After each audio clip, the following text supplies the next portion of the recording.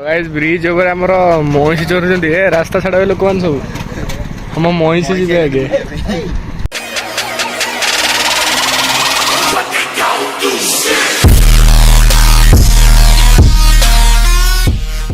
जगन्नाथ भाई माने केमिति अछन आपण आशा करू दे भलो थिबे तो आज कुआडे सकाळ सकाळ कुआडे जाई हेनी बहुत जोरे वर्षा तो उठितला किंतु वर्षा पकेलानी मु सोई पड़थिली तो केते पानी देखिए भाई टोटल आज बाली ही देखा जाउनी टोटल एटे बाली ही देखा होनी ए बस एटारे बाली देखा होतला से पटा टोटल एपटे बाली ही देखा होनी पूरा नई फुल माने मतलब नई बॉडीटा आसीबा बोली कि आसीबा आसीबा बोली होउजी किंतु आसी पारुनी आ तो एपटे पूरा देखो से पड़ा किछि ना हे मझिरा कोन टाकू भड़ाटे अछि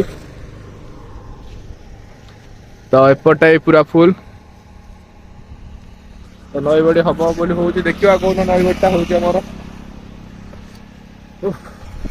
तो बसिक सीनेर मजा उठेवा ए तो गाइस ब्रिज ऊपर हमर महीषी चोरुଛନ୍ତି ए रास्ता छाड़ा लोक मान सब हम महीषी जिबे आगे रास्ता छाड़ा समस्ते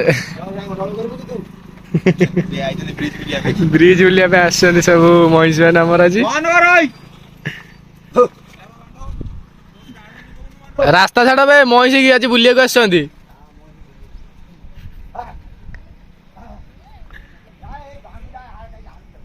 डाणु कहीं जाऊ रे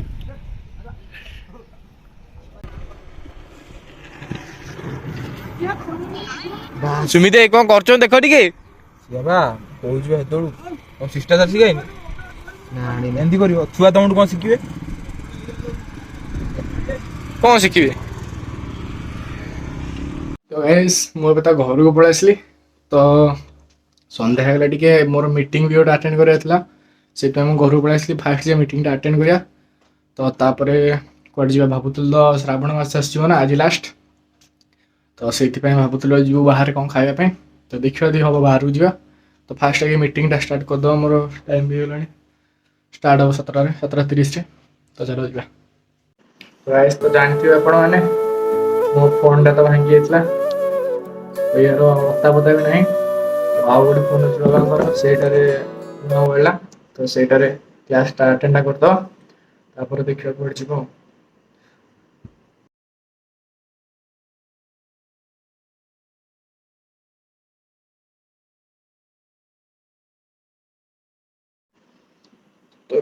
मुंड बिंधुचे ठीक से क्लास भी करनी तो गोटे कम करवा ये फॉरएवर गोटे प्रोडक्ट अच्छे मोर टी टाइप तो सेटा टे पीवा तो मुंड मुंड जो बिंधुला कहीं ज्वर फ्र हो मुंड फुंड बिंधिले टी टाइप गोटे पीवा कथा तो यहाँ पीवा फास्ट तो पानीटा गरम कर तो देती तो कर सारापर आणिक पीवा मस्त प्रोडक्ट है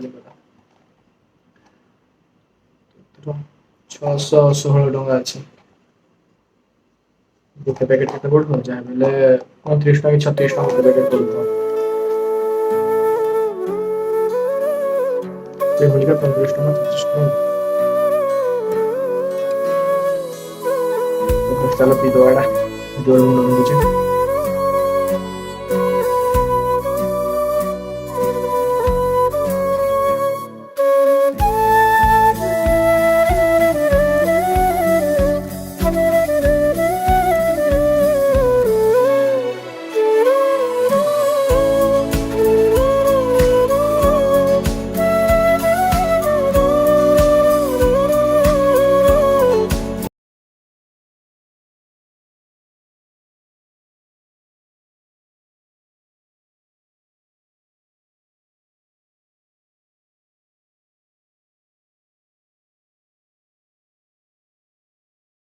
तो गाइस आमर भी तो मीटिंग सरीगला तो कौन करिया भाबुची आकेशर तो एपर्यंत किसी कहलेनी बाहर जीवा ना खाया तो कौन करिया मुंड बिंधा टिके कमिला जस्ट टिके आउटे देखो फॉरएवर आमर कौन है लिबामटा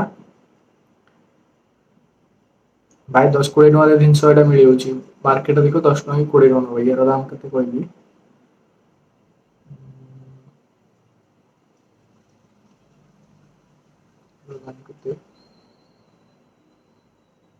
ଏଇଠି ଲେଖା ଯାହା ବି ହେଲେ 100 ଟଙ୍କା କି 150 ଟଙ୍କା ପାଖାପାଖି ଲିବନଟା ହେଇଥିବ। ତ ରେଟ୍ ଟା ଏଠି ଲେଖା ହେଇନି, ଆଉ ମୁଁ କହିଦେଇଥାନ୍ତି। ତ ଛାଡ଼ ସେ କଥା। ତାର ଏଇ ପରଫ୍ୟୁମ୍ ଟା କିନ୍ତୁ ମସ୍ତ ଲାଗୁଛି।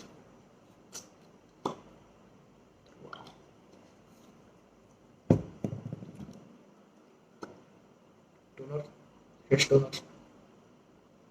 ଝିଅ ପିଲାଙ୍କ ପାଇଁ ବୋଧେ ଟିକେ ମାରିଦବା ଆଉ ଘଣ୍ଟା ଥରେ ଝିଅ ପିଲାମାନଙ୍କୁ ଟିକେ ଦେଖିବା।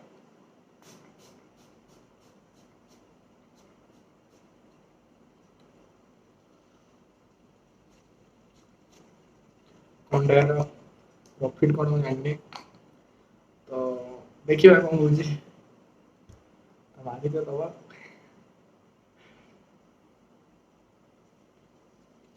କେତେଟା ଗୋଟେ ବୁକ୍ ଦେଇଛନ୍ତି, ତା ଭିତରେ ସବୁ ଅଛି।